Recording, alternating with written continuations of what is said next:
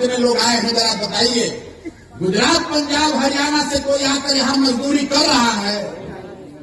कोई कर्नाटक, महाराष्ट्र, केरल से आकर मजदूरी कर रहा है? यहाँ वहाँ गरीबी नहीं है, वहाँ पर भी गरीबी है। नेता वहाँ पर भी सब हरिश्चंद्र नहीं है, लेकिन इतना व्यवस्था सबने बना लिया है कि 12 से 15 हजार रुपया के रोजी रोजगार के लिए लोगों को अपने परिवार और घर को छोड़कर दूसरे राज्य में नहीं जाना पड़ता है। तो अगर ये व्यवस्था पंजाब, हरियाणा, गुजरात में है तो बिहार में ये व्यवस्था होना चाहिए कि नहीं होना चाहिए?